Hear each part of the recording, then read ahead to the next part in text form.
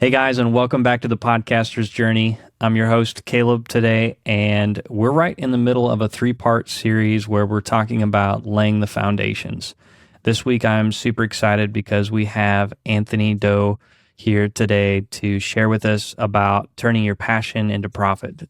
Anthony has a real resume, I guess you could say, and just an incredible story of traveling the world and turning his passion for traveling into stories and making a living that way. And so this episode is totally dedicated to anybody out there who is trying to turn their passion into something sustainable and to create something that's going to impact the world around them. So thank you for being here for this journey today and this conversation. And without further ado, let's get into the conversation with Anthony.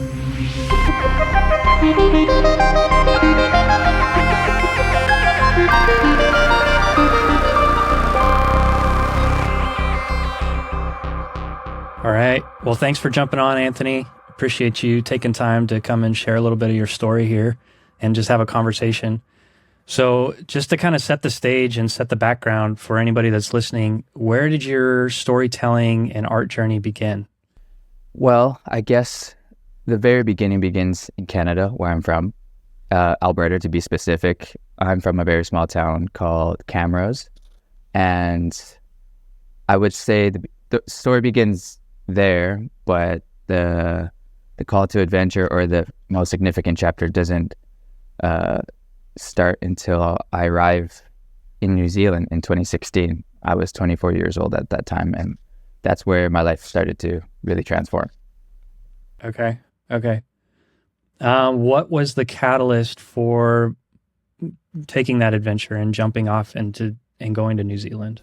It's a good question. I always wished it was more intentional than how it actually played out. I was sitting in a bar with my friends one Wednesday evening. It was a classic Wednesday night with just everybody, same faces, same table, same bar, the usual kind of small town stuff going on. And I can't really explain it so well because it was just a fleeting moment, but I was sitting there and I kind of zoned out. And in a split second, I came back to it after zoning out.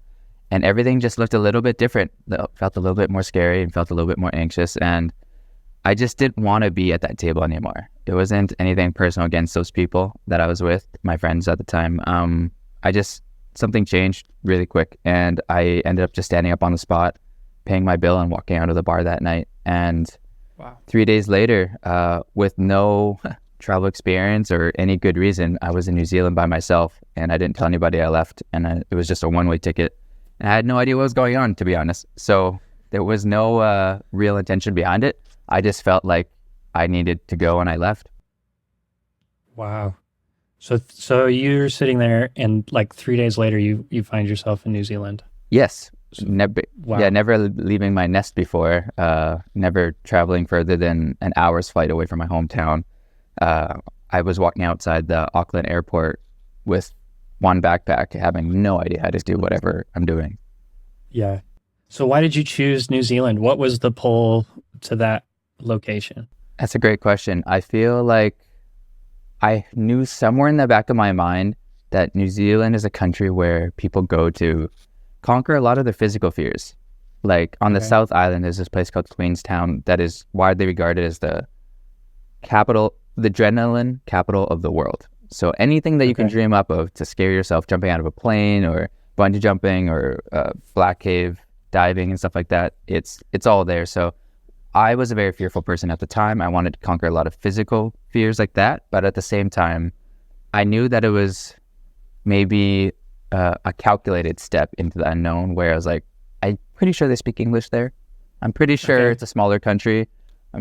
I had some ideas of what the country could look like, and it seemed like a good fit for my impulsive decision, I guess. Okay. Wow. So it wasn't quite as maybe off the cuff as like you just showed up at the airport and you're like, I'm just throwing a dart at the map and gonna wind up somewhere. No, I think that somewhere between walking home from the bar and actually getting to New Zealand, there must have been a small window of time that I had to figure out where I actually wanted to go. And I think New Zealand was just at the front of my mind because maybe I had some recent friends travel there. I wish it was more clear to me. I just felt like New Zealand had a gravity for me. I don't know why I chose New Zealand. Okay. That's really cool, man. I love that you just set out and like just made a change. Appreciate it. Just set out to conquer things. Was storytelling, because going through your content this week and kind of preparing for the interview, I'm just blown away at your ability to tell stories either through video, just video with no voiceover, or the stories that you add with the voiceover. So is that already kind of a part of your skill set, or that was something that grew out of your journey over the last like 8 years since you went to New Zealand? I've never ever really truly reflected on how far it goes back. I would like to think that it started in 2020, which I'm sure we'll unpack at some point in this conversation. Okay. But I actually think the seeds were kind of planted in me from a early age. I've learned in my adulthood that I have a mom that actually is a very natural storyteller. It's one of those things that I didn't know my mom had because we don't look at our parents that way. But someone told me, hey, did you know your mom's a storyteller? And I thought about it. I was like, oh yeah, she is a pretty good storyteller. But then when we further that into my formative years, my high school years, I've always loved telling stories, especially like when I was a very like social partier back in that time. I loved the mornings after, the days after a fun night out, and we would all sit around and like recap the night and like trade all the funny stories that happened. So the love for storytelling was always there. Was I a good storyteller then? I don't know, but the passion was definitely seated in me. Okay, cool. So thank you for all that background and helping us kind of set the stage and understanding a bit of your journey of kind of where this all started for you. So as I'm going through this, and social media gives us a glimpse into somebody's life that isn't necessarily always true. It kind of can just present a picture that everything kind of went perfect and everything went great. So as we're like diving into your story a little bit more, could you tell us kind of like maybe some of the challenges you had as you were starting out, or maybe some of the setbacks that almost maybe made you pack up and go home, or maybe really stopped you in your tracks and made you think about what am I doing? Yeah, for sure. I think at the beginning, maybe any challenge, fear, doubt that a human could have, it was all there in the beginning. Not that it's all washed away now, but I can't stress enough just how fearful of a person I was. I'm a son to immigrant parents who came during the Vietnam War to Canada, and they like naturally instilled the fear of the world into me. Just like everything was evil, everything was maybe bad, and that had a massive impact on me. I had all these physical fears, but I never had any confidence in myself. I never had confidence in the world. I never knew that the world operated with such pretty much good intent for the most part. Like when I'm out in the world, I learned that people are good and stuff like that. So in the beginning, the biggest challenges was more internal. My biggest demons and dragons were all internal: confidence, self-love, self-worth. Those were like huge ones. And at the time, I didn't know those were the dragons in my life. I thought that I was out just to figure out what my career purpose was, like most young guys, right, and young girls, right? They're just like, oh, what am I supposed to do to make money? But almost a decade later on the road, I've learned that everything has always funneled into this thing that's like, hey, do you even respect yourself? Do you even love yourself? Do you even value yourself? So those are some of the bigger challenges at the beginning. But in terms of careers, path, purpose, and direction, I mean, I went into the world with no credentials, no experience, nothing. So naturally, I didn't know who my tribe was. I didn't know what I was going to do for the rest of my life in terms of like a job or career. And I didn't know why I was placed on this earth. Like I didn't know any of the big questions. And I didn't let it discourage me because I was still set on this nomadic path of like, well, I'm still just going to live as if I'm like terminally ill. I'm just going to go fast and go far. And I mean, that served its own conflicts as well. what I describe as the yes man chapter of my life, where I literally said yes to everything that came across. Yeah, I don't care if it was a coffee in one country the next day and a coffee with a different person in a different country the next day. I would say yes to all of it. I don't care if it broke my bank. I don't care if it was the last thing I did. I was just adamant that I was going to say yes to life because I said no to life for so long in my life prior to that. So that came with the challenge of, well, one, obviously, probably burnout, you could guess, burning the candle at both ends. But also, I think with the idea of going that far and that fast, I had this romantic idea of life that everything was just going to come to me really quickly and really clearly. But I think in the pursuit of all of that, I left a trail of hurt and damaged friendships and relationships because everything almost felt disposable at that time. You know, like I'm meeting new people and everything's exciting and colorful and vibrant. And I just wasn't prioritizing nurturing the friendships that were really important to me at the time, you know? And a true young man's problem. Like, it's just like, you just care about what's fresh and shiny, right? You don't care about like what's actually adding value to life or the people that's always been there. So I think a common thread through everything that I've listed here is that like I was trying to sort out my mental and emotional demons. I just felt like I just never got on top of it until much later in life. Yeah. I really resonate with what you said about kind of just like leaving a path of, I mean, you didn't say carnage, but that's kind of how I've felt when I've looked back in my past sometimes and just think about the journey I've been on and maybe more or less using people to get to where I think I'm trying to get to rather than, you know, like you're saying, nurturing and caring for the people that are around me.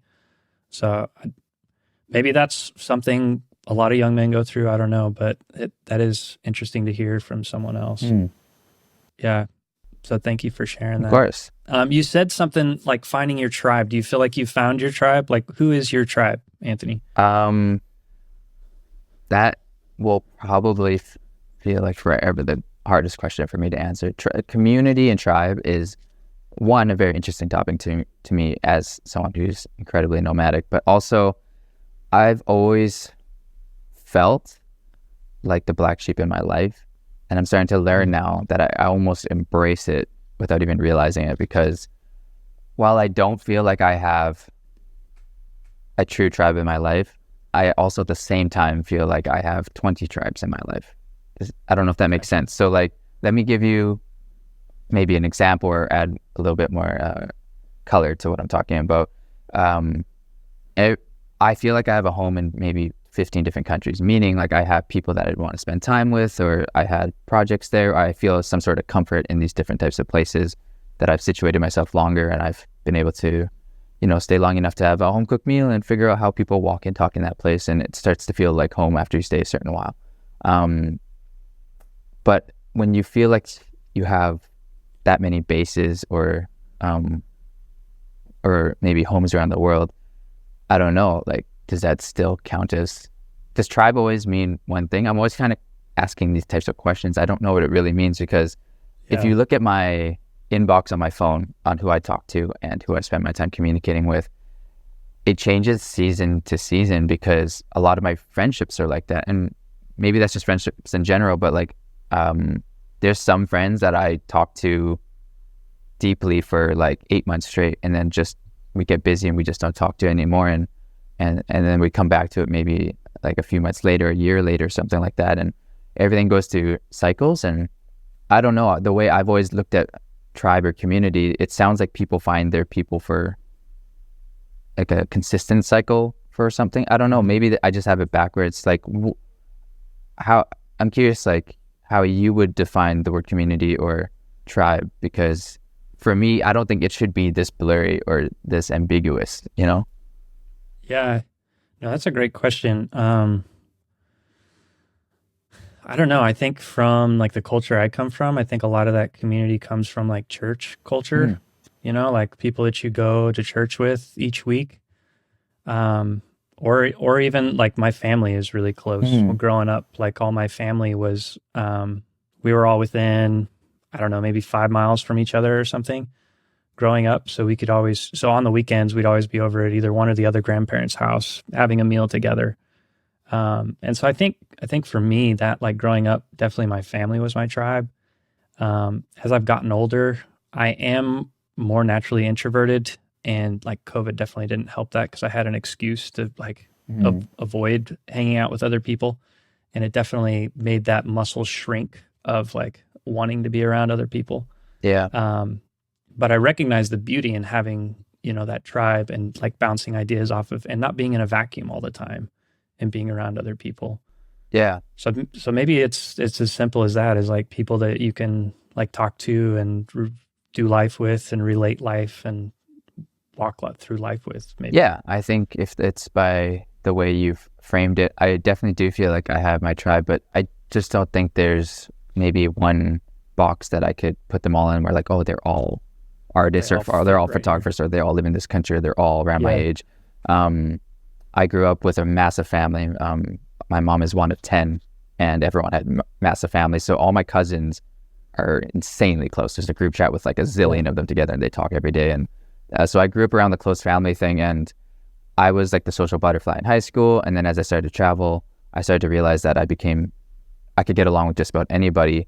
And, this was interesting, but my journey at the beginning, I had to put on this armor where this armor represented we can do this by ourselves. We're a lone wolf. It's a one-man band and we're going to do it this way. That was like my stubbornness towards my journey at the beginning, and how it's actually played out and kind of unfolded without me even trying to, is that there's people in my life now that want to be part of my life and want to be part of my community. I just don't know what it means because I've never understood that feeling that people get when like they move to a new city and they're like, man, I need to join like a new sports team. I want to find a new church.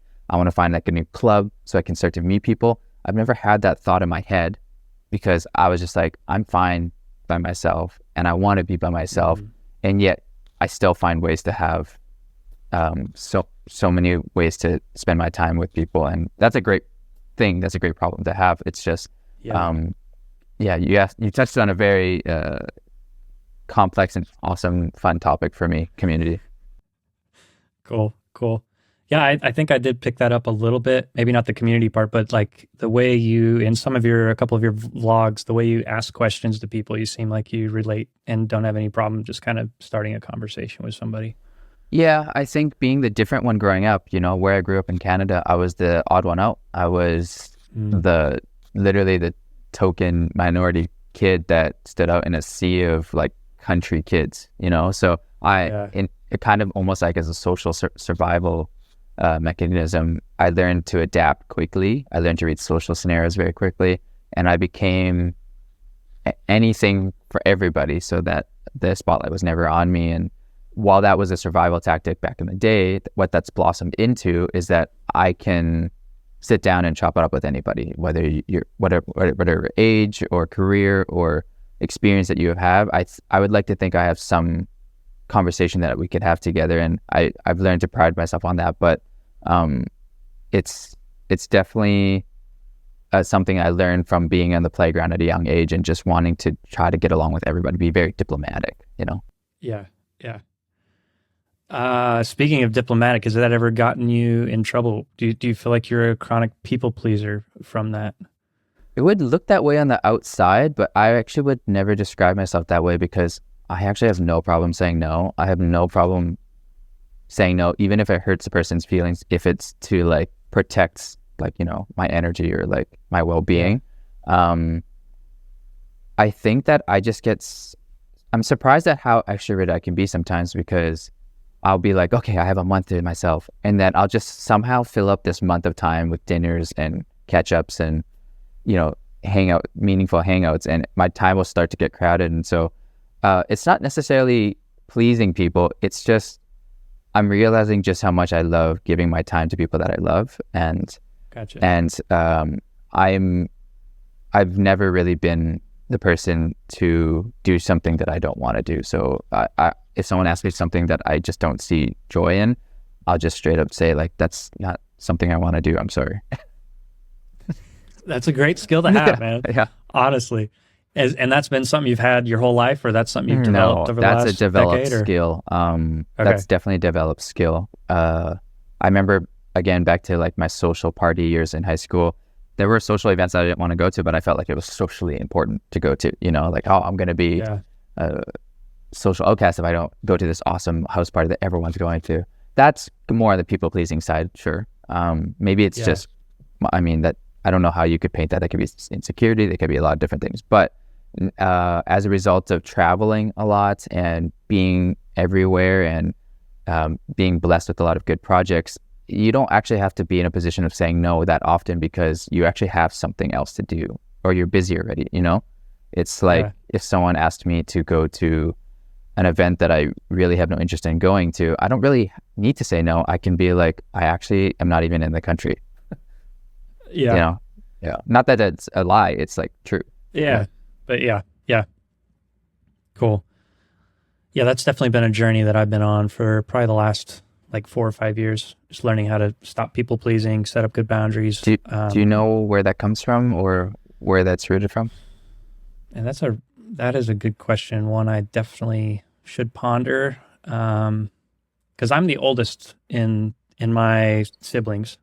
So by birth order, I should be maybe a little more bossy or not as pliable, maybe. Yeah. Which I am very stubborn. Yeah.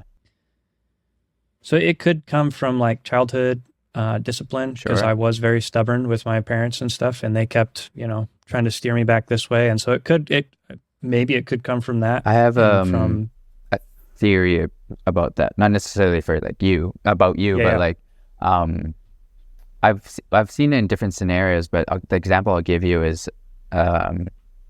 my sister is an awesome mom to my nephew and niece. She's got 2 kids that are in their teens or just about to walk into their teen years, and the oldest, Brady, he is a people pleaser for sure. Like this guy, like even last night, he was just asking me, do you want to play a board game? And I was like, do you even want to play a board game? He's like, no. I was just like, then why did you even? He's like, because I thought you wanted to play a board game. I was like, no, man, just go do your own thing. Like, it's fine. So like, he has this behavior because he has a mom that loves the acts of service, love language, right? Like, Brady, can you go grab me a glass of water? Hey, can you go take out the trash for me? Hey, can you bring that blanket over here for me? That's her natural behavior because she likes to be helped.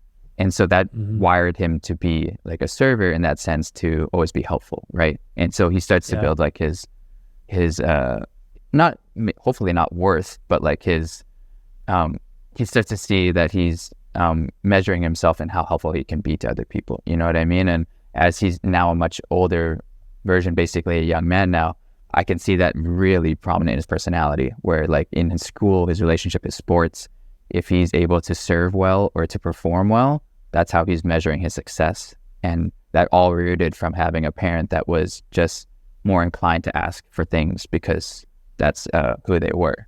Does that sound like?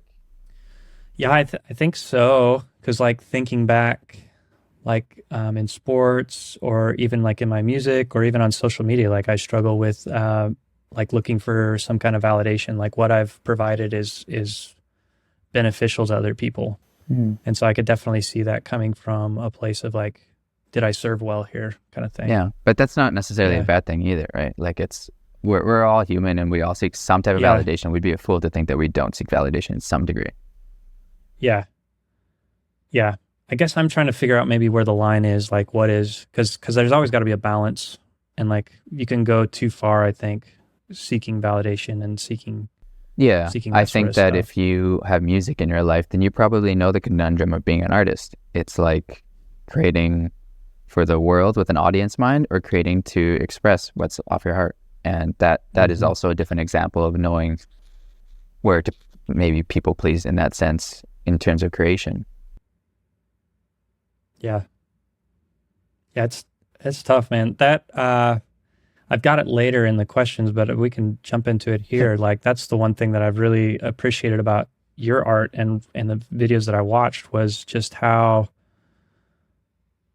like it felt like art, honestly. Like it didn't feel like you were creating it for someone else. Like it felt like you're like, here's my heart, here's what like I'm feeling, here's what I'm experiencing, and I want to share this perspective with you, and I want to share this view of the world that I have with you.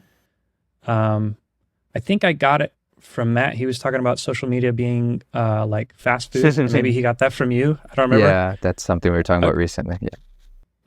Okay. And so like watching your content, I was like, I feel like taking that analogy, I feel like I'm sitting down to like a 5-course meal Oh, at some wow. really fancy restaurant. That's the nicest thing you could say. Thank you. Yeah, man, I mean it truly, because like I don't know, like you can get into a doom scroll, and when you're done watching all that stuff, you just feel so gross. Like a And bag you're of like, chips. yeah, man.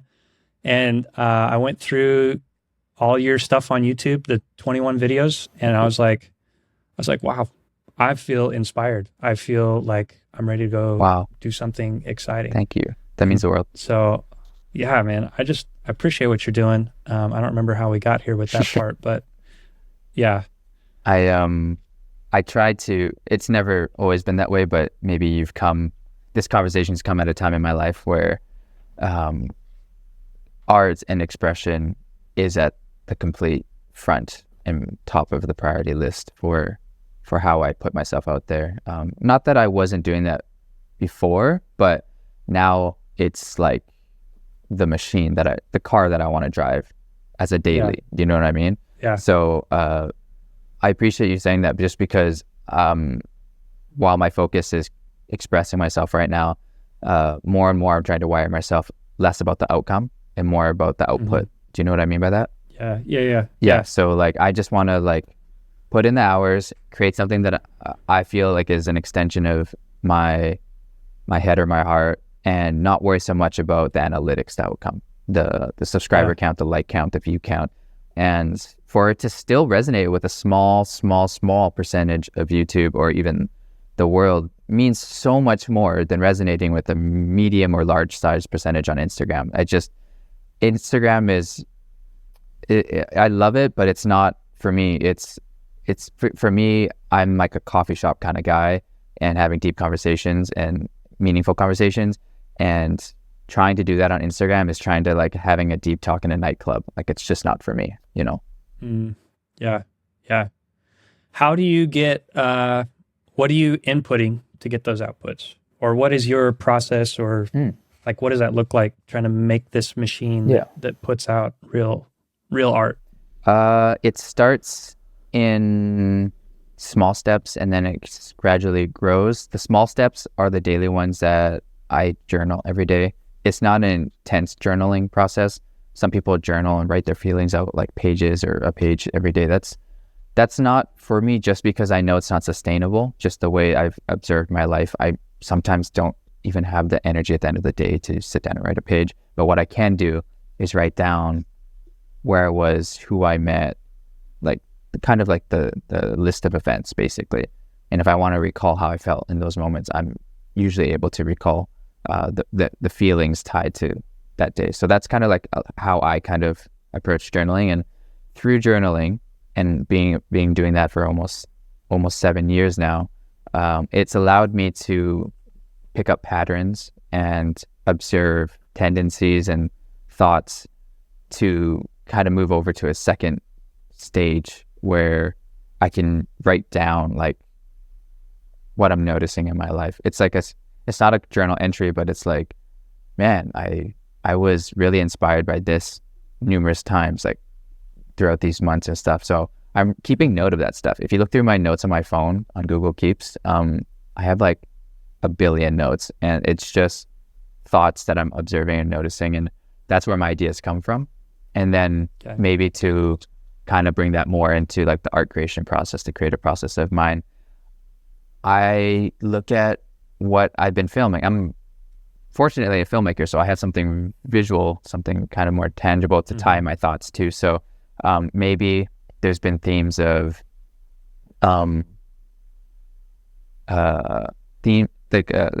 a good example? I really like sad and dark themes. Like I love sad music. This isn't okay. So like say like that, but I'm not sad very often. I just like sad things because it makes me feel something. But why I'm talking about this is because if I feel like a lot of my entries or my thoughts or my ideas are coming from like a sadder, somber place, I will look for footage that reflects that I've recently shot or have shot in the past to reflect. And that's where things start to kind of get mixed together in the editing room for me. And then I start to hear sounds, and then I start to see colors. And I'm a very visualized person. I can close my eyes and see a whole nother universe and see a whole film being constructed behind my eyes. And that's the process before I literally put my hand on the touchpad and start moving things around in the software. I have an idea of what's important to me at the time, or not even important, just what I can't shake. Maybe there's a thought that I can't shake, and I find a way to tie that to the stuff that I've been filming lately. Wow. Okay. Yeah, that was a question I had, especially for some of like these videos, like what came first if you're filming these things first, or so you're saying you kind of just keep a journal and kind of the pattern that comes out on top is what you kind of focus on, and you're like, and then you go look for some footage to match that. Yeah, I think that I don't know what is considered normal in this situation, but I know for a lot of other filmmakers, they'll go out and shoot something for the idea that they have, as opposed to me. I will think of the idea and then I'll figure out what I got to make it happen. Does that make sense? Yeah. I'm cooking with leftovers, and most filmmakers are grocery shopping for what they want to cook. If that makes it more clear. Yeah. And I think you do a good job, because I did notice that as I was going through your videos, I'd see certain shots that were getting kind of brought back in different ways. I think one that stands out to me is there was one, I think it was you in the ocean, like just your head. I think it was from the French Polynesian video. And then in another video you used it, but it was like a more darker. And I think you did some kind of like lightning flash. So it felt like a different scene, but like it fit. And so it never felt like, oh my word, he's using leftovers. Like it. Great. It fit. Great observation. And yeah, and that just crosses my mind when I make something like that, where I'm like, man, I use this already. But what I've learned through a little bit more experience is that it's a totally different intent. It's a totally different feel. While I am in the ocean while it's raining, it's used to express a totally different story or idea. And that's why I'm okay with reusing it, but maybe twice at the most. Like I wouldn't continue to do that more, because then now that leaves me in a position to be like, okay, well, I've used this. That means I liked it. So let's figure out a way to modernize the shot. Let's go shoot something else in the water and see what else we can get. Yeah. Yeah. So I did notice a few transitions that were kind of like similar, or like in your editing style. Do you feel like you have a signature like transition or a signature like editing style? I've had a few people tell me that. I don't know if I view it that way, just because I feel like as any type of artist, we're all trying to figure out what our creative voice is and our creative style is. And I guess there's definitely common themes in the way I make films. I would consider myself an introvert filmmaker, meaning my frames are very static, quiet, and isolated, sometimes very desolate. And the sound design and the composition and the music reflects that, I think, a lot of the time. There was an era of travel filmmaking where everything was really fast cut, dynamic, lots of gimbal movements, very like hyper editing, you know what I mean? And that was me trying to maybe creatively people please. I was in that part of the phase trying to do what everyone was doing, but then once I got to know myself better, I'm just like, that style of filmmaking is not me. I like quiet compositions. I like when the camera doesn't move and the action is very subtle. Leaves are moving, a bird is flying through. That's more me. And also when it touches on transitions, as you brought up, I like things that are maybe considered more timeless. I don't know if that's fair for me to consider what I'm doing timeless, because maybe it'll go out of style in a while. But what I'm comparing it to is back in the day, we were doing all these like zoom transitions and crazy whip transitions that had no business being in a film because it didn't add any narrative value. What I'm trying to do now is like, if I want to intentionally move from one scene to another scene that's completely different, I'll use something called a match cut, which is the subject stays in the same spot, but the background or the backdrop changes. And I'll bring that to life with some sound design where it'll sound like you're hearing something, and then an abrupt sound will happen and the person will stay in the same spot in the frame. But now maybe they went from summer to winter in the same spot, you know? And I like things like that because you see it in Hollywood all the time. It's great that it's an achievable transition to do in post because it doesn't take a lot of like crazy effects or software, but I like it just because it naturally follows the rules of like contrast and composition and stuff like that. Yeah. And I love how you use it for like, I don't remember what video it was, but you were talking about contrast in the middle of it. And I think it was a scene where you went from like I think you're either sitting around a fire or something, and then you were like standing over a beach or something. It went from snow to beach, like totally different. Mm. And like, I was like, wow, he's like talking about contrast, but he's showing us that too right here on the screen. So I appreciated that, man. The other cut, I just have to like tell you that stopped me in my tracks. I had to go back and watch it a couple times, was the one where you had a woman, like the shadow of her pulling the hair over her shoulder. And then it transitioned to her specifically. I was like, dude, what a piece of art right here, man. Thank you. I was surprised that it found me because I didn't shoot it that way. I just was in the midst of shooting. So the first shot was the shadow shot that you're referring to. And it was just a candid thing. I just saw like the sunset reflecting light on a wall, and I started filming the wall, and it was a candid shot. But then almost a month later, I was in this beautiful part of British Columbia where we rented this cabin, and there was this like capsule shaped sauna in the middle of the forest at the cabin that we booked. And I remember just grabbing some shots of this obviously beautiful place, but then for some reason that shot of the sunset light wall popped in the back of my head, and I was just like, I wonder if I like found a way to direct a shot that could create a similar action, how it would look in post. So it just popped into my head at that moment. So and then once I put it in post, I kind of had one of those like, whoa, I've never done anything like that before. Yeah. Oh man, that's art though, right? Like it just takes time to unfold and kind of come to us as we're creating it. It's not always what we set out to make. Yeah, I think when you put in the reps and you're just putting in creative hours, you start to just train that muscle to pick up patterns and to find these things, or to, like I could definitely say that it was an accident and it was completely just luck that the idea popped into my head. But I've shot many other frames similar to those. I just never did it to a point where it just clicked one time. You know what I mean? Yeah. No, that's really cool. Sound design. So as I was going through that, like you're saying, I think that really sells a lot of the things that you're doing. Are you sampling a lot of that stuff there while you're shooting your footage as well? No, I'm the worst. What a lot of filmmakers say when they're shooting video is, I'll fix it in post. That you hear that phrase a lot. That's me with sound design. I'll sometimes film entire scenes without even a shotgun mic on my camera, and with the confidence being like, I'll create that universe of sound later. Yeah, just because I guess I have confidence in my ability to create the scenes that I know well, just because they're not super intricate. I'm not that great of a sound designer. I just know like the scenes that I enjoy, I know how to build those scenes decently well. And I've only learned from just maybe the same way you analyzed my films, I'm doing to other filmmakers that I really admire and love. So I'll download their films and go through it frame by frame and listen to what they did and then apply my own take on it, sort of thing. Okay.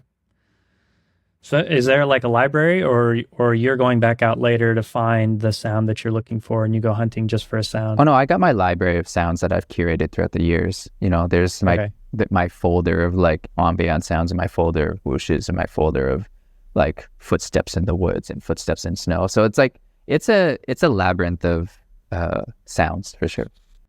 And is that something you like purchase online, or that's something that you've gone out over time and you've sampled yourself? And it's a mixture of curated? Both. I've definitely bought a lot of sound packs. You can find a lot of great ones on YouTube where people are just put it there for the purpose of sharing. And then I also have lots of filmmaker friends where we're like exchanging goods, basically. Some of them record them themselves. Some of them, I don't know. It's a mixed bag. I don't know where everybody gets all their sounds, but when you meet another nerdy filmmaker, you're like, oh, you got some sounds about this? I got some sounds about that. We should do some business. Yeah. There you go, man. That's awesome. Yeah. That's awesome. Okay, well, so let's go back to your journey and kind of starting maybe challenges that you faced along the way. I was in your video, you're talking about your first gig down in New Zealand, like after you've put together your video and your friend goes to the supercar dealership and gets you a gig. And then they call you back like a few months later or whatever, and the CEO of this car company is talking to you. Were you dealing with any imposter syndrome as you were going through these first, like getting in with these first few brands, or was there any imposter syndrome as you were starting out with this kind of stuff? Definitely. I'm trying to think of a time where imposter syndrome wasn't part of the journey. It's a character that quickly appeared in my life and has become sitting in shotgun in my vehicle my whole journey, I think. But my relationship to imposter syndrome has evolved a lot. Maybe I'll touch on that in a second, but in the beginning, certainly, when your first client is Aston Martin, one of the most luxurious car makers in the world, and you shot that first job for them with basically a camera that's like as good as a GoPro, you're gonna feel some type of imposter syndrome. You don't really feel like you're qualified to be there, especially if you never had any prior work experience, you've never made any money making videos, and I mean, you're like, it was everything. It was the whole list of why I should have imposter syndrome at that moment. It's definitely been there, and I think it stayed strong in my face probably for 2016, 17, 18, 19, 20, probably up to like 2021 or 22, where my relationship with it started to change. So like 3 or 4 years, it's kind of relentless and kind of always there in the back of your mind. Yeah, I mean, longer. I mean, it's been from 2016 to 2022. It's been there. Sorry. So I've probably had a healthy relationship with imposter syndrome for close to 3 years now. But the other remaining years have been more like much longer. Kind of been more like a fight or a wrestle with it. So what was that like? How did you overcome it? What was the steps that you kind of got to, maybe not overcome it, but came to a more healthy place with it? Yeah, I think that when it comes to imposter syndrome, I have this theory that people who feel like they experience it or have it, their first instinct is to remove it, is to beat it to a pulp and get it to never breathe again. And I just learned that that's just not what's needed. That's not the move, because I learned that with imposter syndrome, it's not about fighting with it. It's about learning how to dance with it, because it's important. It's really important. It's one side of a coin that needs to exist in your life if you care about growth and you care about pursuing the biggest and best in the world, and whatever that avenue is for you. But like, if you're into chasing big dreams, you need that imposter syndrome coin in your life, because on the other side of that thing that makes you doubt yourself is the thing that drives you to just keep going and growing. You know what I mean? So to answer your question, I think it was like that for a long time. I was just like, man, I don't belong here. Why am I getting all these opportunities? There are so many more better people, better qualified people that should get these opportunities. What am I doing here? This is just, I don't belong here. I don't belong here. And the tune that changed in my head was not that, oh, now I belong here. It's more so like, maybe I don't belong here, but I also just want to like at least try to earn my seat at this table. You know what I mean? I also want to give my best shot at like figuring this out. And I would be a fool to think that if I didn't belong here so much that I would sabotage myself. I don't need to make it more difficult for myself. You know what I mean? So I learned that it's welcome in my life, imposter syndrome. And I started to almost make room for it, because one, I learned how to make it motivate myself, but two, I just felt like if I remove that part of me, then I'm going to also lose another important part of me, and then I have a bigger problem. Does that make sense? Yeah. And I like what you said about like, it's on the flip side of the coin. It's what's kind of pushing you ahead, especially if you've got big dreams and aspirations. Yeah, I think that's common with a lot of traits that we view about ourselves, where we're like, man, why am I this way?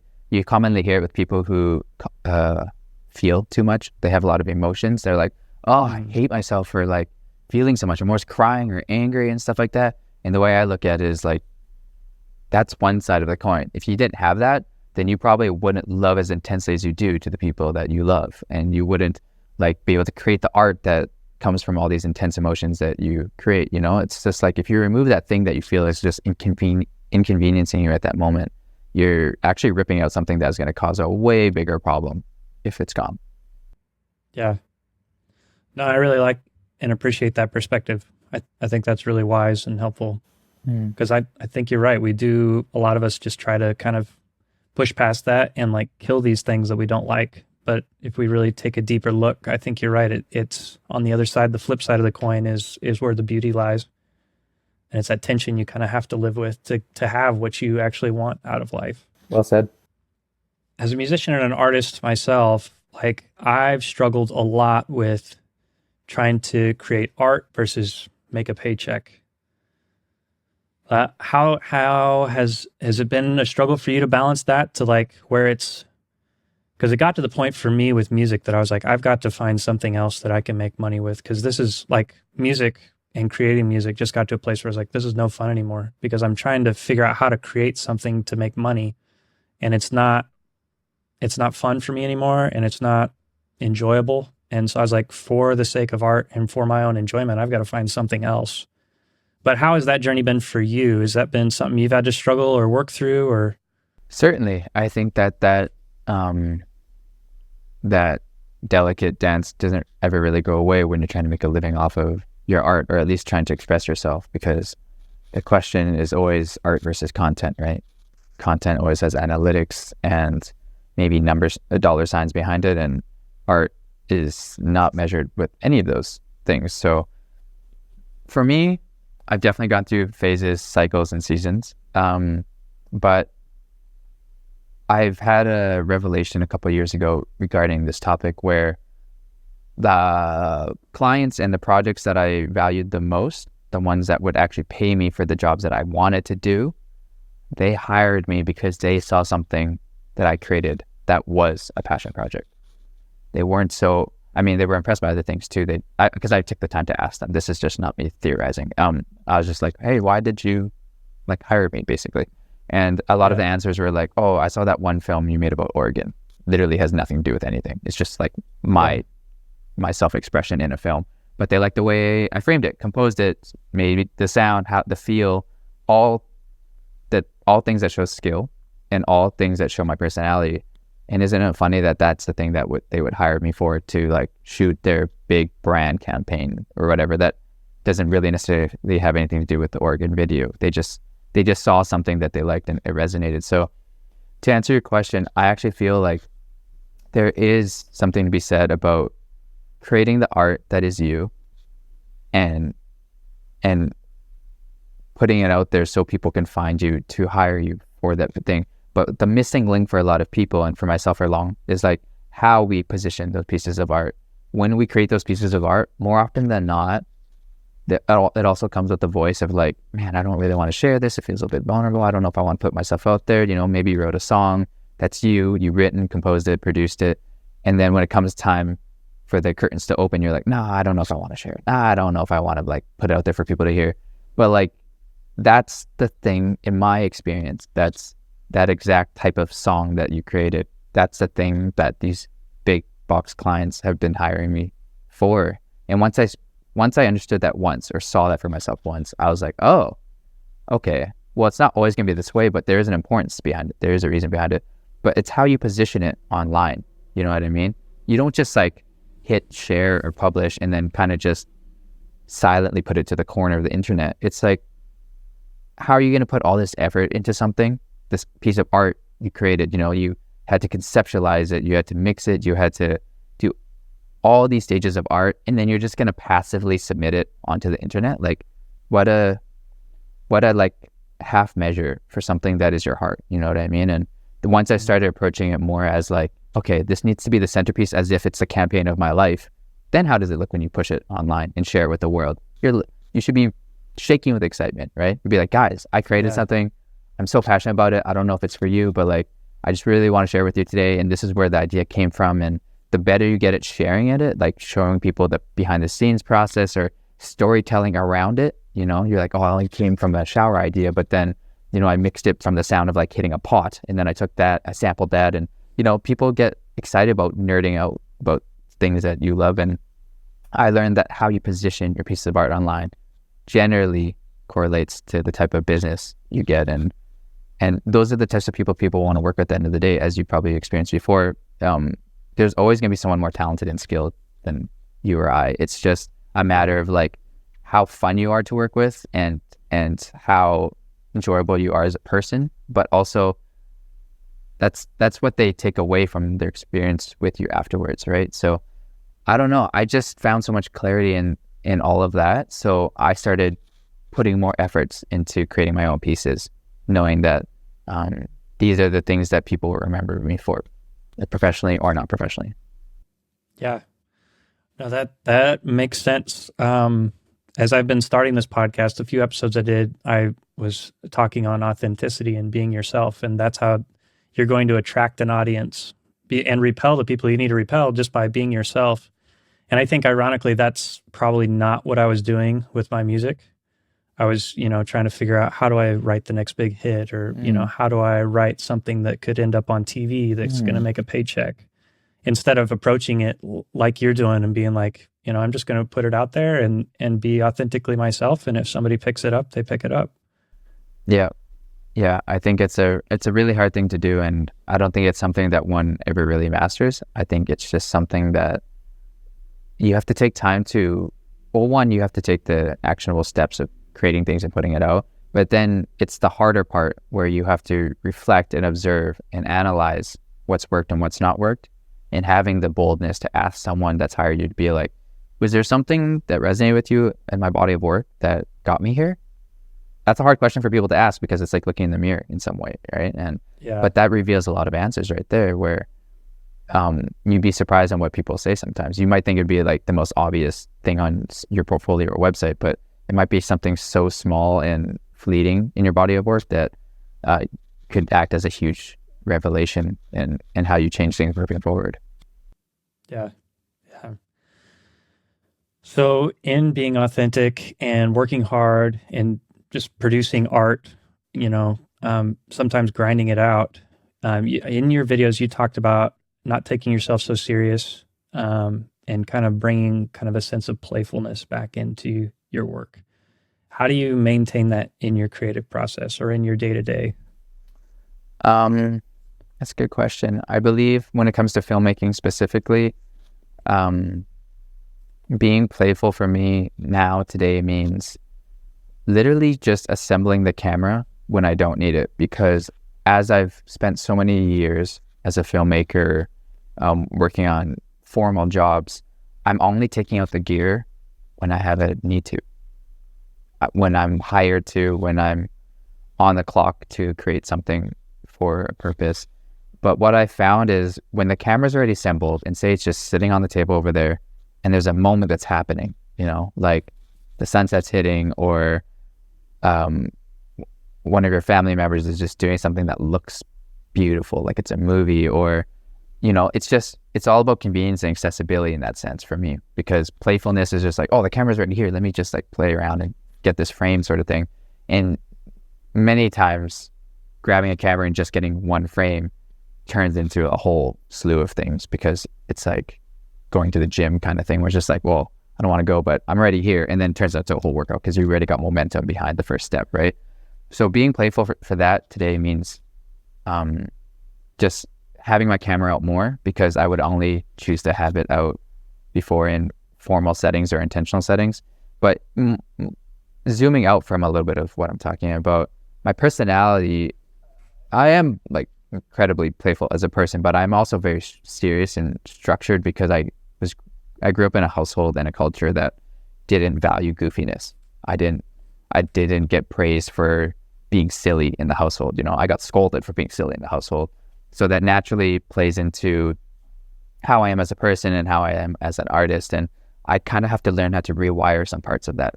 There's some great benefits of being someone who learned how to mature and be more serious earlier in life, for being taken more seriously and being taken as a professional. But there's something to be said about being playful and expressing that inner child when it comes to socializing and creating art, or even just telling stories. Like, not everything needs to be so curated. A kid is not curated. He is not building a sandcastle thinking that this is going to be on the front of a magazine. The kid's just building a castle. And I need to adopt that mindset more and more, just because I've maybe even just built a living off of perfecting certain things, and I just need to loosen up a little bit. And I found the importance of that, and that's why I added that line in my film, because I realized that was one of my pitfalls. Something that seemingly was actually framed as a good thing before, and can always be framed as a good thing, was actually holding me back in some capacity. And so that was a huge revelation. So how are you reminding yourself of that, like on a regular basis? Well, that's hard. Or what would you say to other people who are struggling with that? Well, I would find a line of questioning, at least for myself. I'll talk about myself before I even begin to think about advising people, because I don't know if I'm the best person to give advice. But my line of questioning for myself is just like asking myself, when's the last time I did something that was related to being a kid? Like, maybe it doesn't have to do with creating art or anything like that, but like, when was the last time you ran full speed somewhere? Not like just like running as fast as you can like a kid would. Or when's the last time you gave yourself an hour to be completely bored out of your mind, just staring at a wall and doing nothing? When's the last time you tried reading a new book without reviewing it? Things like the things that kids just do effortlessly. There's something to be said about doing that in adulthood, especially if you're trying to find a way to be creative with a creative output. Like these kids are actually magicians and wizards at figuring out ways to get the imagination going. And I think as we grow up and mature as adults, it's just getting removed from us bit by bit or chunk by chunk. We're just losing the ability to use our imagination. So any line of questioning or any action that would allow you to make your imagination your main vehicle in that moment, I think is the best way for me to go. Because I don't know, like, I just remember a couple of days ago, I can't remember what the circumstance was, but I did run as fast as I could. Like, I wasn't racing somebody, but I just ran for the sake of like, I'm just going to run over there as fast. And I was just like, man, I'm like, I can't remember the last time I did that. I was hilariously sore the next day.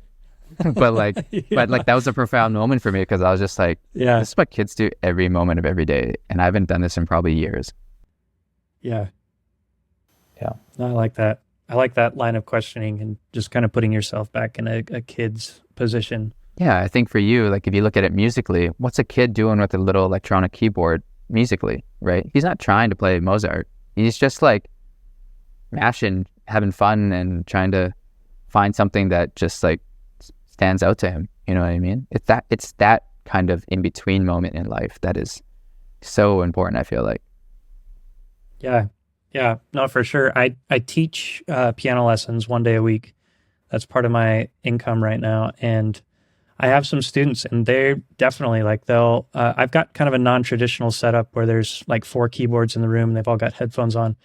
So I've observed some students, specific ones, who are just more creative. And like, when I turn my back and they're doing their own thing, I'll leave them to do an assignment for a moment, and I'll come back to them and they're over there just like kind of going crazy, or, and earlier in my teaching career, I would have, corrected them right away. But I've started to realize, like, hey, they're just enjoying music and making it. And like, that's part of what makes it fun. It's not all just like trying to make progress and getting in our reps. Like, getting in your reps is also just sitting there and being in love with playing the piano as well.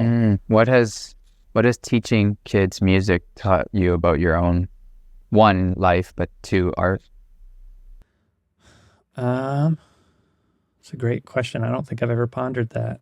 What it's taught me about myself, probably, definitely one thing it's taught me is just, it's made me a better musician. It's taught me that helping other people, while you are being selfless and helping someone else, you are helping yourself at the same moment. If you want to become better at something, probably the best way to do it is to teach somebody else how to do it. That's one thing it's taught me for sure. taught me about art.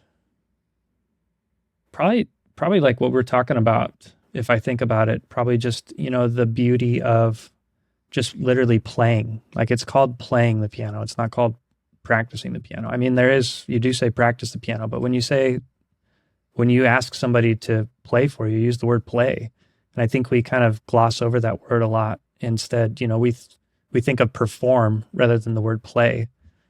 And so I think that would be my takeaway from your question, is that I need to just play more and just let art be play. Great answers. Not a performance. I love that. Thank you. Those were good questions, man. Yeah. So I've seen reference in, I remember several of your videos, a few of them kind of playing chess. So how much is chess a big part of your life? Are you thinking ahead 3 or 4 steps? Like, what is the significance of those chess shots in your work? Thank you for asking that question. There is a huge overlap with chess and my life, my art, and the way my mind's grown in a way that I would never have expected. So let me explain from the beginning briefly. Like the entire world, we all watched Queen's Gambit during the pandemic. And probably like everybody else, we all pulled out a chessboard after watching the Queen's Gambit. And I think it was natural to re-spark that curiosity of the game if we've never touched a board before. But where I maybe took it too far was most people probably dropped off after a couple of games. They're like, oh yeah, this is cool, but like, I don't know, it's kind of hard. It's not really for me. I just hit the accelerator, and in the first month, I played 2,000 games. Yeah, I have a very obsessive personality when it comes to things that I hook onto. Like when I like something. Was that in person, or that was like on a phone? No, that would be insane. I had to play it online against people on chess.com app because there's no way I could find anybody in real life to play me 2,000 games. But I didn't set out with the intent of playing 2,000 games. That's just how my time played out. I would play one game, and then there was days where I was spending 6 hours a day playing chess online. And looking back now, the importance of that was I was finding a way to get to failure as fast as possible. I'm not winning these 2,000 games. They're getting smashed. Like I'm finding 2,000 ways to fail. And it was a profound chapter at that time for me because nobody fails 2,000 times at something and still wants to go more. You know what I mean? If you're getting punched in the face 2,000 times, you don't want to fight anymore. That's not fun.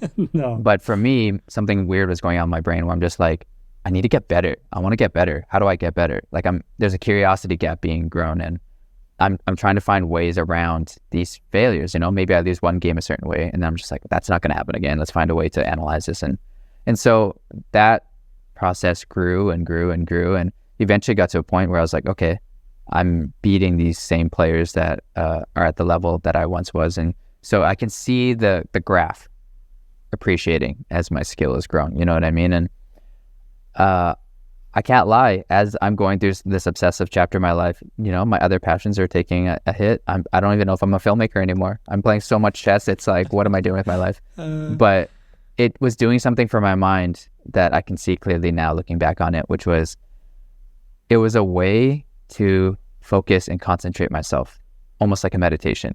So I heard somebody say once, I don't need to concentrate to play chess. I play chess to concentrate. And that was kind of a mind-blowing moment for me because that's how I felt. Most people think like, oh, I can't focus right now. I can't play chess with you. My mind's all over the place. I do it for the opposite reason. I sit down to play chess so that when I'm done, my mind is completely clear. It's sharp, So it has that benefit for me, but also it's naturally, of course, made me look at life more tactically with more moves. And chess is symbolic of life. It's just there. What the pieces represent, what the moves can do, what your opponent can do.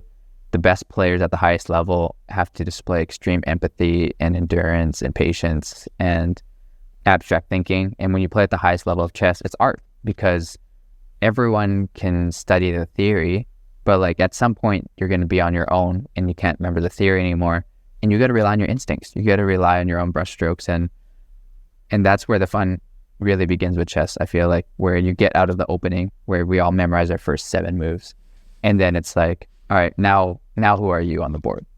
And for me, I've been able to metaphor that through life and my art an endless amount of ways.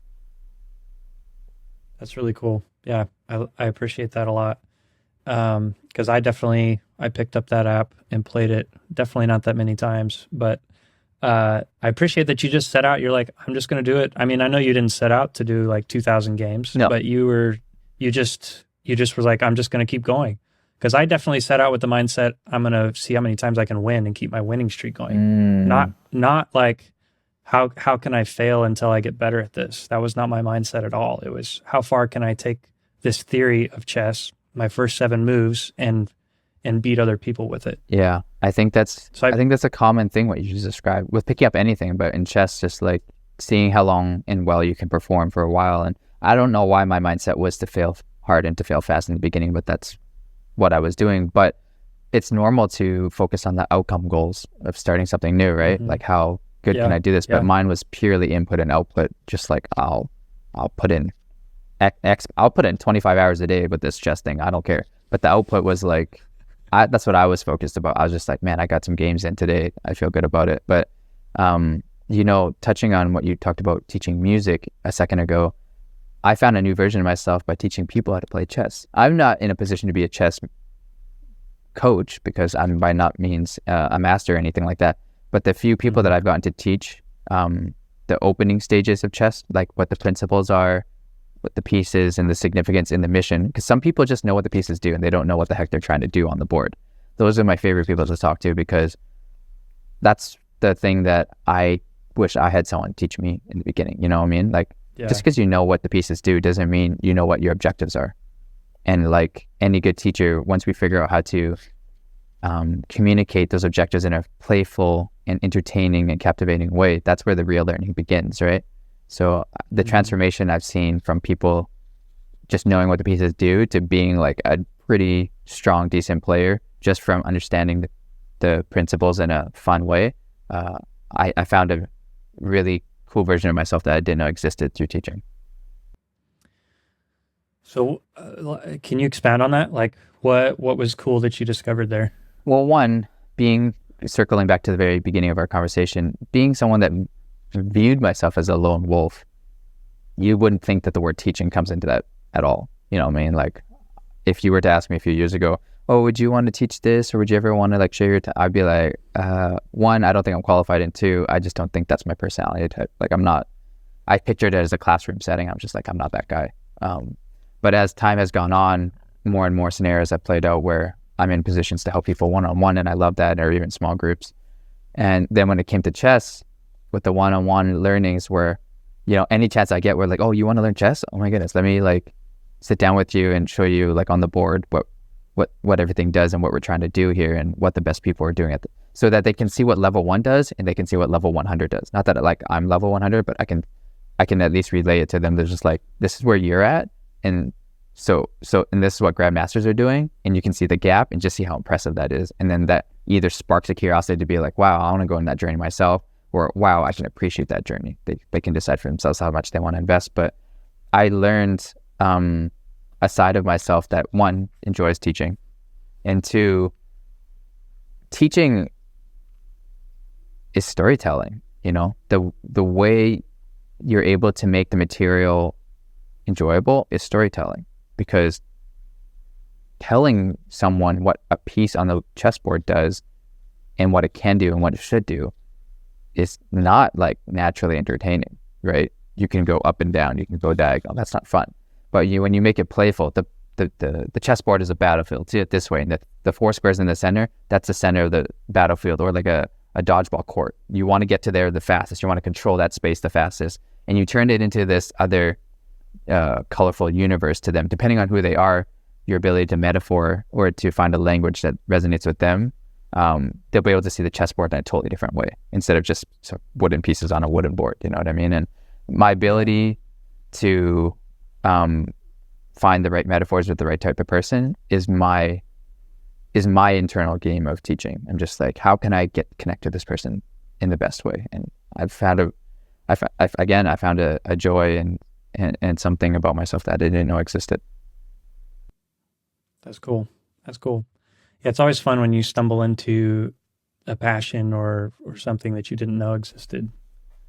Yeah, and it always comes from an unhealthy obsession of something. No, I'm just joking. But yeah. It might. We should look into that. I don't know. So Anthony, I would say you've mastered the art of brevity in your videos, especially in the videos on your YouTube channel.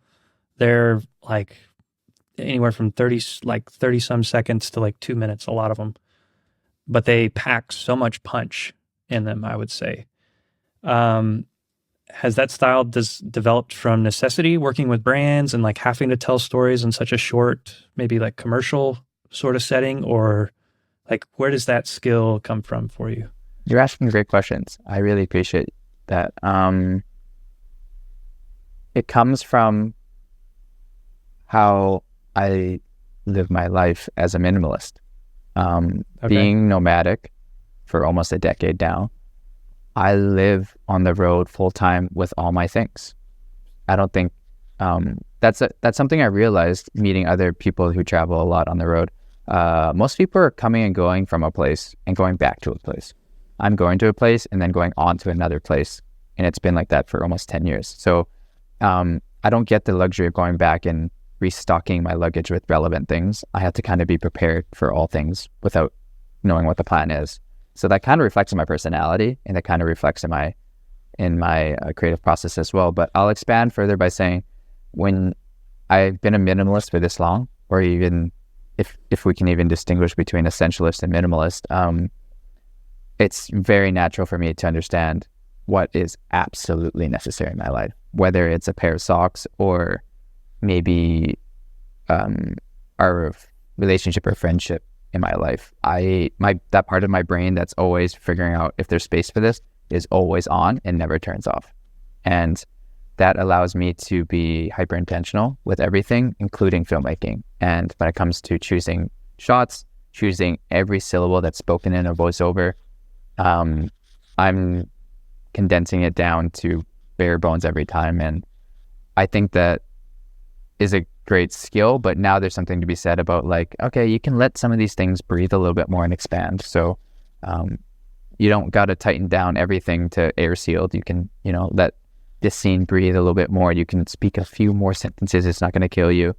And that's maybe the serious side of me. The minimalism and the seriousness go hand in hand together, but the playfulness and the expansion and the elaborateness of something all of those things go hand in hand as well. So to answer your question, the conciseness of my films, it comes from the way I live my life as a minimalist. Yeah, I can see that. And I can see how that would play into that. Yeah, I think that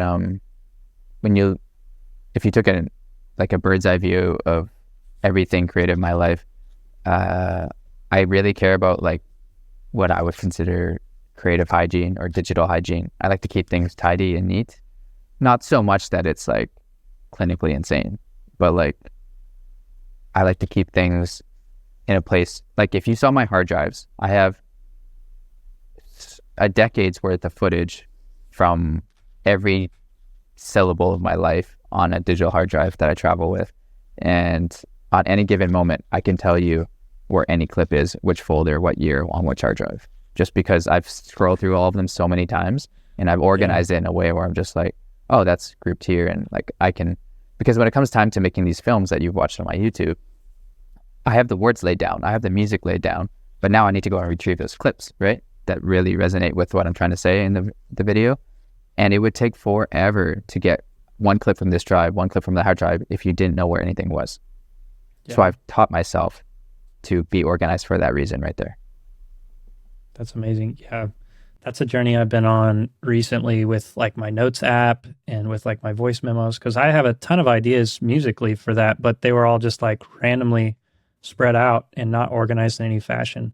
And I had that epiphany a little while ago, and I was like, if I had this all organized and you could access this, it's not going to take that much more energy to go in there and grab that stuff and use it then. Yeah, somebody said once that it's our creative responsibility to ourselves to be organized, because when lightning strikes and the creativeness is just on level 10, you don't want to be fumbling through material. You don't want to be wondering where the hard drive is, or that book is, or that page is that you're looking for. You want to be prepared to handle that level of inspiration as well as you can, and you don't want to be wasting precious time like that. Yeah.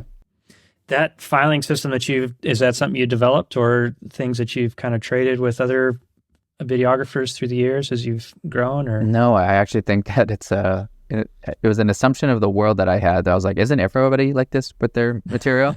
And then I started working with brands and companies long term, where I had to dig through their drives, their archives. I'm just like, what is this hoarder's house of a hard drive here? It's like, it gives me, it's literally like watching a season of Hoarders on TV. I was just like, I don't understand how anyone gets anything done in this. And so I realized that my digital hygiene is quite maybe unique in that sense, if I can say. I even offered that as a service, going to my business side of the brain, where once I did see a hard drive of that Hoarder's caliber I'm describing, I was like, hey, what's it worth to you to organize this? Because one, I can do it, and two, I kind of need to, because I won't be able to sleep knowing that this exists. So yeah. Oh man, that's great. Out of curiosity, how many terabytes of data do you have over the course of I've condensed everything down to SSDs, which is the most expensive solution, because they're compact, small, fast, but also equally expensive. I probably have everything condensed into 20 SSD drives, the size of a little Kit Kat bar, or one of these little drives. I have 20 of them, and they all sit in this hard shell case. And terabyte wise, oh gosh, I don't know. It's actually not that much, because I'm kind of crazy in terms of going through some of these folders to review for my own memory, but to also delete stuff that I don't need, because my file sizes are so big. My cinema camera writes bigger file sizes than most cinema cameras. So every file is like 1 gig or 10 gigs. So every deleting of a file saves me tremendous amounts of space. So I'm very incentivized to go through and clean things. So with that being said, I probably have somewhere between 100 and 200. I probably have, I was going to say gigs, but no. I counted it the other day. I have probably 25 terabytes in my pocket at all times, yeah. Wow. Yeah. Dude. Maybe 40. And SSD, that's not cheap at all. No, it's like $400 a pop for one of these drives. Yeah. So, but I realized I was carrying those orange LaCie drives that weigh like 5 pounds per drive, and I was carrying around 10 of those drives at any given time. I was like, this is hurting my back, literally. So something's got to change. Yeah. Man, well, that's cool. I like nerding out about that kind of stuff. So yeah, so thanks for sharing. Of course. In the business side, a little bit, in one of your videos, you referenced the fact that demand for your work kind of moved you into forming or establishing a business. Were there other foundational steps that helped you move from just kind of telling stories as a passion to actually making this a sustainable business? Yeah, well, I'll unpack a little bit that part of my life. The way I've always described the beginning of my business was that I didn't plan for it. Once I discovered my love for making videos, just like my chess journey, I was obsessively making videos. Like, it was like insane. Anything I could film and anytime I could edit, I was doing it. I was passing up sleep to do this. I was passing up food to do this. I was obsessed with filmmaking. Still am, not to that degree, but still am. And so naturally, there's a lot of output happening, a lot of videos being rendered and sharing them to Facebook, Instagram at that time, when those are the main platforms. And when you start sharing, you have a higher chance of people seeing, or a higher chance of opportunity coming through the door. So people started asking me to do things, hey, you want to make a film for my coffee shop? You want to come film my wedding? You want to come shoot this, come shoot that? And as a yes to all of it, because I'm in my yes man chapter, right? So naturally, some of these opportunities start more break even-ish, we don't have any budget for this, but if you can do it, we'll buy you a meal or buy you or this or that. It's just trading, right? There's no money value because I'm not any good or a professional or anything. And then that slowly evolves to, we can pay you a little bit. It's not going to be much. It's not going to be your effort's worth, but it's something I'm like, yeah, I'll take anything, whatever. Money for making videos, come on, give me anything. And then you get better, and then the portfolio starts building, and now people are like maybe paying you a decent rate, but then your expenses are still high to get there or something like that. And then you're aiming for break even now. And then once you reach that mountaintop of break even, then you start to put a little bit of money in your pocket. And as that, there was a part where it was gradual to the point where like maybe it was like break even. Like I was just like making nothing, almost spending money to make videos. And then I got to a break even point. And then part in the graph where it just spikes exponentially was when Aston Martin came along, because it was just like, hey, you want to make a video for us? And I was like, yeah. And they're like, how much is it going to cost? And I was like, I've never made money before with videos. So I had to learn how to price myself very quickly. And I did not price myself well with Aston Martin. I basically asked the equivalent of a dime from them, with knowing what it's actually worth today and who they are. So when money started getting deposited into my bank account after making some money, as I was a kid who shot for Aston Martin, everything started rolling in after that. So much, well, not so much, but more money than usual would be being deposited directly into my personal bank account. I was just like, am I going to get audited? Is this going to cause problems? And then just to like, out of survival and to protect myself, I was like, I think I need to like incorporate myself.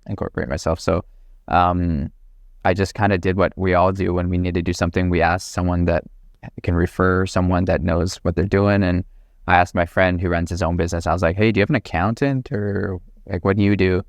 And he's like, yeah, I go to this guy and he helped me start my business. I was like, can I have his number? Give the guy a ring. I was like, I think I need to start a business. He's like, you think you need to start a business? I was like, I think so. He's like, what's the name? I was like, I don't know. My name? I'll make the business my name, I guess. And then he's like, okay. And then he became my accountant. He's still my accountant to this day. But it came just out of like, okay, there's money coming in. I don't want any problems with the government. Let's make a business account. And that's how I incorporate. Just one day, I just like, oh, I guess I'm a business now. I wish it was a better business story. That's amazing. I wish it was more coherent, but that's how it played out. Oh, that's incredible. Yeah. Cause again, like my approach to it was like, here's my idea. Let's go set everything up, and like kind of approaching it from the other direction. And I liked how you said, like, you formed it out of necessity. Like that seems to make more business sense. I think that there's no right or wrong for business. I truly believe that, but there's something to be said about having a business because there was so many opportunities to make money with it, and there's just people that are curious about it. Like, I don't describe as, well, first of all, I don't describe myself as someone who's like a filmmaker first. I describe myself as a traveler first, because that was my first objective, my first mission. And as a result of traveling, I picked up a camera. So I see myself as a traveler who makes films. And some people want to be a filmmaker that travels. And there's a big distinction there. You know what I mean? So I don't see myself as the business first. I see myself as this person that just wants to gather as much experience in life as possible through travel. And so filmmaking was my vehicle to do that. And that's what allowed me to make money. But I don't know how I would have done if I would have been like, okay, I'm opening a shop and I'm a filmmaker, open for business. Let's turn on the neon sign, ask me to make videos. Like, that's so stressful to like do it that way, as opposed to being like, I'm just going to do the thing, whether people like it or not, whether money comes in or not. And it's obviously that alludes back to that cliche of just like, do what you love and the money will come, that people always say. But there's some truth to that. Whether there's a lot of truth or some truth to that was a lot of my truth, where I was just like, whether people like it or not, or pay me or not, I'm going to make videos till I'm in a grave, because I just love it so much. And when you have an obsessive growth mindset with that kind of stuff, it's kind of inevitable that it will blossom into something. Very few times you would see that it doesn't. In your video, I think it's titled How I Found Clarity, you said, I believe most of us already have what we need, and usually that big epiphany moment that we all want is right in front of us, but we have no space for it. That really hit home for me. How do you create space in your life for these moments of clarity? Like, what are some practices you have around that? I'm really intentional and strict about what comes in into me, into my life, into my mind, into my heart, into my space, into my art, into my business. I view it, and I firmly believe that other people should view their life as this like VIP club with that red velvet like line between the world and the door, because not because you need to shut yourself up from the world, but because you need to be like more questioning of what you consume and who you spend your time with and where that all goes.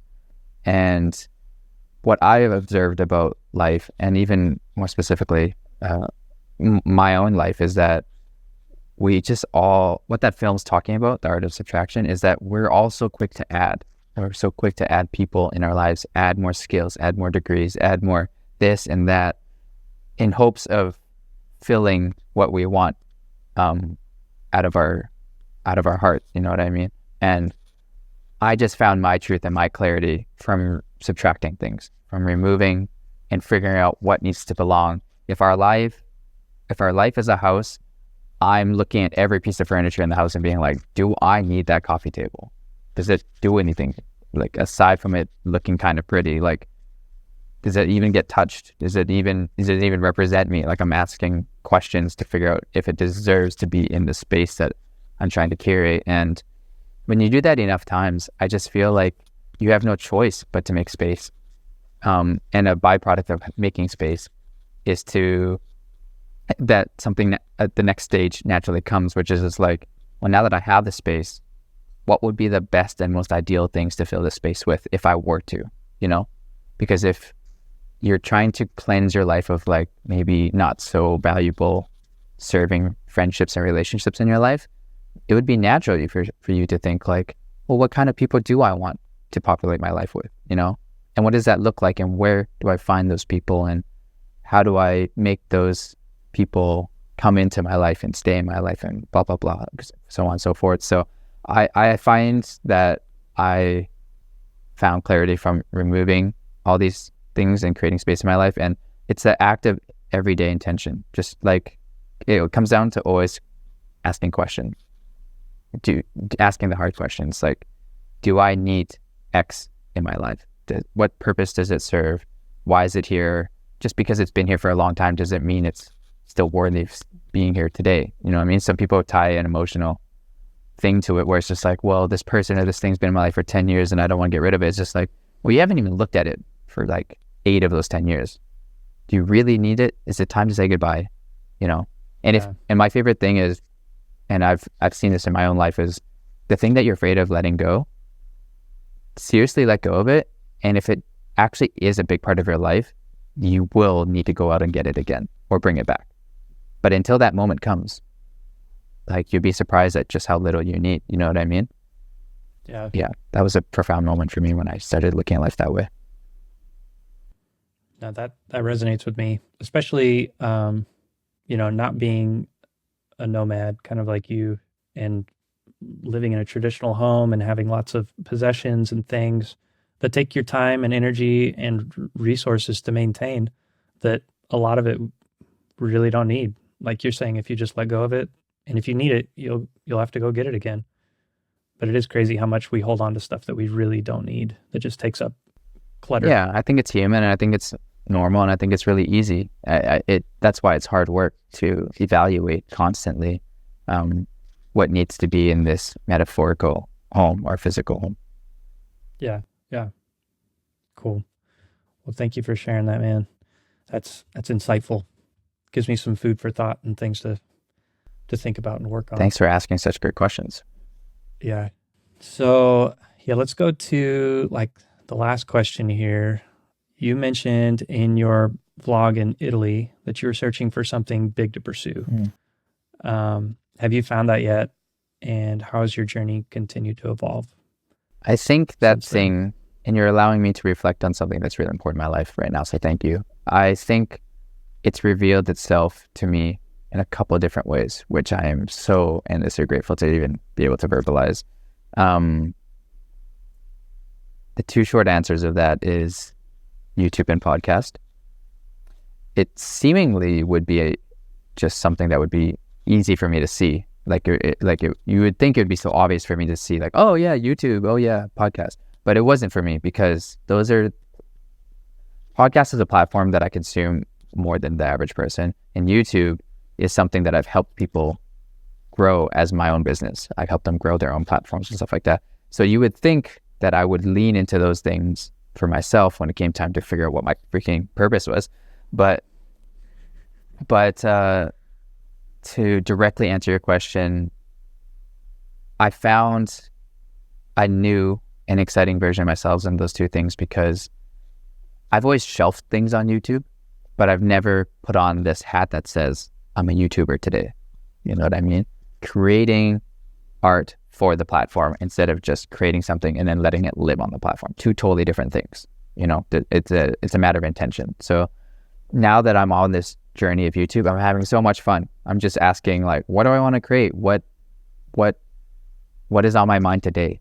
And it's not so much about like, what does my client want? You know what I mean? And creating like that. And then, and as a result of that, slowly growing a circle of people that feel that and understand that and love it for what it is instead of, you know, maybe not so much as like the impressiveness, but like what I'm saying or the words or what more of my heart that I'm putting out there. And for podcast, funny enough, I'm actually releasing my first episode today that was filmed a week and a half ago, and it's my new show called. Thank you. Man. It's I thought it was very suiting because I was like, yeah, I'll go on a podcast episode as a guest today on the day that I'm dropping my first one as a host. Yeah.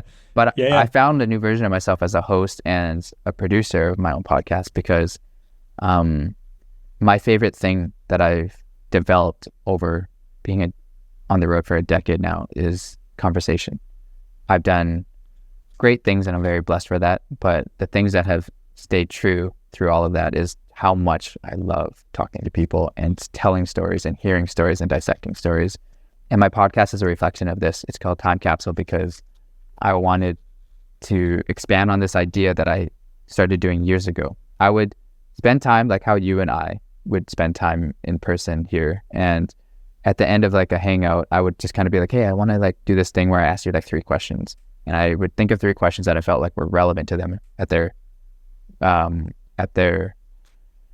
moment in life that they're in right now. And they would answer these 3 questions. I would write their answers in my phone and I would just tuck it away. And then like months, years later, I'd pull it back up and we'd revisit and be like, hey, this was your answer to these questions. And we'd reflect on their growth or their journey. And it acted as a little bit of a time capsule to reflect on. And so I was like, man, I think I want my podcast to reflect that. So I called it Time Capsule. And my first episode drops today. And I have the same passion creating this first episode podcast as I did when I first discovered filmmaking in my life. I can confidently say that. Like I had that excited, nervous feeling. Yeah. I cared. I put so much work into prep and produce and post-production, and the hitting of the publish button today, I just like, I have those butterflies and stuff. So I'm excited to say I do have a little bit more clarity from that question that I posed in my Italy vlog. That's cool. Well, thank you for being vulnerable and sharing what that is. Yeah. So we're going to ask everybody to go listen to Time Capsule. Appreciate it. It should be, well, by the time you probably put this out, it'll be out. Yeah. Yeah. Cool. Well, man, thank you so much for coming on today. I just really appreciate and value the time that you were willing to share with me and have a conversation with me. This has been fantastic. I really had a lot of fun, and I appreciate your very insightful and thought out questions. It's been really great spending time with you, Kaleb. Thanks, man. All right. Well, huge thank you to Anthony for coming on today, for just his words of wisdom and for his insight and sharing so freely. You know, when I messaged him to see if he'd be willing to come on, I said, you know, it's probably going to be a 30 to 45 minute conversation. And here we are an hour and a half later. So just super grateful to Anthony for his generosity with his time and with his energy. I know as a creative person, especially as we talked about subtracting things from your life, I'm just super grateful that he was willing to come on and share from his life in that way. So the main takeaway that I'm taking from today, guys, is this: it's a real treat and a treasure when you are deeply inspired, and that you are deeply inspired. I got to go to a concert by Ray Lamontage about maybe a month or two ago, and the level of artistry there was something that fed my artistic soul in a way that I hadn't been fed in a very long time, and I didn't even realize that I was missing it. And as I was reflecting this afternoon after the recording, before I did this outro, I was thinking about that experience there with the concert and the conversation that I just got to have with Anthony. And it's a very similar experience for me. It's food to my artistic soul in a way that I'm not experiencing on a regular basis, and it's incredible and a blessing. It's helped me realize that is something that I want to figure out how to bring more into my life, because at the end of the day, what you're trying to put out on your podcast, or whatever you're trying to build, it's going to reflect what comes in. And so I'm just grateful for Anthony coming on and sharing his perspective and kind of helping me see that today. So if there's one thing that you can take away today, it is figure out how to have really good input so that your output is something worthwhile. So looking forward to being back here again with you guys next week. Until then, happy podcasting, guys.